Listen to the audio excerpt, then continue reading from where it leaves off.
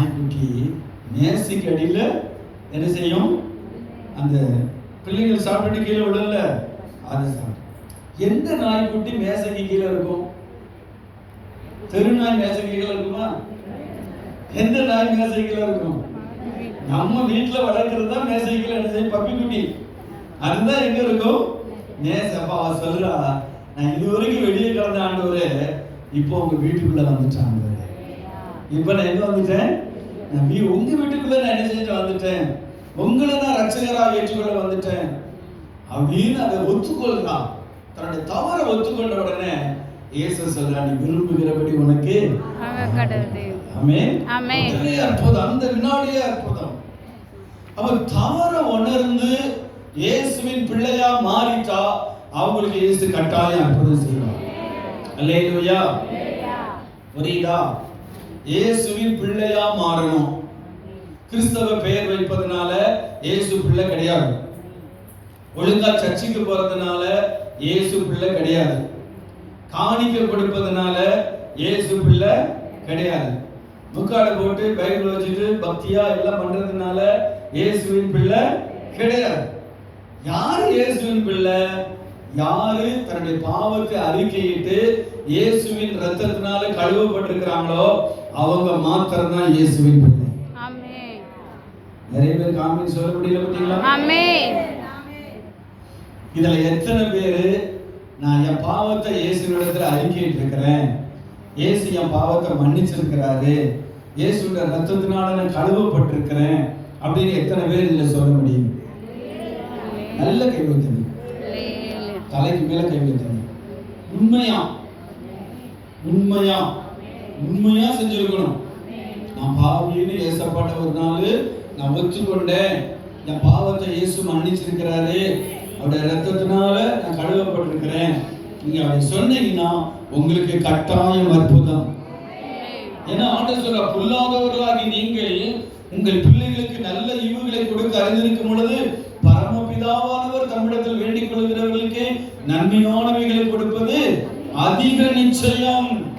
பிள்ளைகளுக்கு அற்புதம் செய்வது அதிக நிச்சயம். ஆமென்.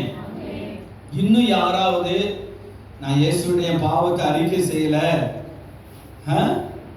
ஆண்டவருடைய ரத்தத்தினால நான் கழுவப்படல, அந்த அனுபவம் எனக்கு இல்லை, ரட்சிக்கப்பட்ட அனுபவம் இல்லை அப்படின்னு சொன்னா இன்னைக்கு ரட்சிக்கப்படலாம் இதே இடத்துல.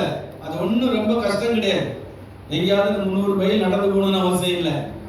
இங்கேயே உண்மையான இருதயத்தோட ஏசப்பா அந்த கானானிய ஸ்திரீக்கு எவ்வளவு நேரமாச்சா? இப்படிங்கிற நேரத்துல மன்னிக்கப்பட்டுட்டு. ஆமென். நீ உண்மையா ஒத்துட்டா போதும். சிலர் ரட்சிக்கப்பட்ட பிறகு கூட நம்ம தப்பு பண்ணுவோம். யாரோ ஒருவருக்கு கொடுத்த கசப்பு, யாரோ ஒருவர்கிட்ட செத்தானவன் முகத்துல முழிக்க மாட்டேன், செத்தானவன் அவங்கள்ட்ட பேச மாட்டேன் அப்படின்னு இருந்தா உங்களுக்கு அற்புதம் நடக்காது.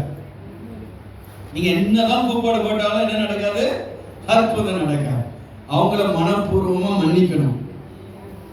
அவங்கள மனப்பூர்வமா என்ன செய்யணும்? மன்னிக்கணும். உங்களை சபிக்கிறவங்களை ஆசீர்வதித்து நீங்க ஜெபிக்கணும். அப்படின்னா உங்களுக்கு அற்புதம் நடந்துடும். யோபு தன்னை வேதனைப்படுத்தின நண்பர்களை ஆசீர்வதித்து ஜெபம் பண்ணாரு. உடனே அவருடைய சிறையிருப்பு மாறிடுச்சு. உடனே இழந்து போன எல்லாம் ரெண்டு தனியா வந்துச்சு. புரியுதாங்க? இதுதான் ரகசியம். ஏன்னா நம்முடைய பாவங்களே தேவனுக்கும் நமக்கு இடையில என்ன கொண்டு வருது? பிரிவினையை கொண்டு வருகிறது. அதை தூக்கி அகற்றினாதான் தேவனுடைய வல்லமை உங்களை என்ன செய்ய முடியும்? தொட முடியும். உங்ககிட்ட என்ன குறை இருக்குன்னு உங்களுக்கு தெரியும். வேற யாராவது தலையில அடிச்சு தீர்க்கதரிசனம் சொல்ல வேண்டிய அவசியமே இல்ல. கணவர்கிட்ட எப்படி பேசிட்டு வந்து உட்கார்ந்து இருக்கீங்கன்னு ஆண்டவருக்கு தெரியும். மனைவிட்ட எப்படி சண்டை போட்டு வந்திருக்கீங்கன்னா ஆண்டவருக்கு என்ன செய்யும்? தெரியும். பக்கத்து வீட்டுக்காரங்கிட்ட எத்தனை நாளா பேசாம இருக்கீங்க ஆண்டவருக்கு தெரியும். சர்ச்சுக்கு போறவங்களுடைய எத்தனை நாள் முகத்தை திருப்பிட்டு போறீங்க ஆண்டவருக்கு என்ன செய்யும்?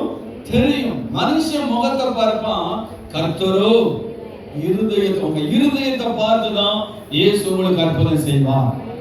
உங்க இருதயம் சரியில்லைன்னா நீங்க எவ்வளவுதான் ஜெபம் பண்ணாலும் எத்தனை முறை வந்தாலும் அற்புதம் நடக்காது. அதான் தாவீது அழுகிறார், ஆண்டவரே நீ ஆராய்ந்து இருதயத்தை செய்து கொள்ளுங்க, அறிந்து கொள்ளுங்க, வேதனை உண்டாக்குகிற வழியில் எனக்கு உண்டோ என்று பார்த்து நித்திய வழியை நடத்தும். என் உள்ளத்தில் அக்கிரம சிந்தை கொண்டிருந்த நாளில் ஆண்டவரின் விண்ணப்பங்களுக்கு என்ன செய்ய முடியாது? செவி கொடுக்க முடியாது. ஆமென். புரியுதா? அப்ப முதல் காரியம், நீங்க பிள்ளைகளாக இருக்கணும், பரிசுத்தம் உள்ளவர்களாக இருக்கணும். சிலர் ரட்சிக்கப்பட்ட பிறகும் மந்திரவாதியை தேடி போவாங்க, குறி சொல்றவங்களை தேடி போவாங்க, கிறிஸ்தவர்களா இருந்தும் விக்கிரகத்தோடு சம்பந்தம் வச்சிருப்பாங்க. இவங்களுக்கெல்லாம் ஆண்டவர் என்ன செய்ய மாட்டாரு? அற்புதம் செய்யவே மாட்டார். சிலர் பாருங்க, நோய்க்கும் பாரு பேய்க்கும் பாரு, அப்படி சிலர் இருக்கிறாங்க. இவங்க பார்த்துட்டே இருக்க வேண்டியதுதான், அற்புதம் மாத்திரம் என்ன செய்யாது? நடக்காது.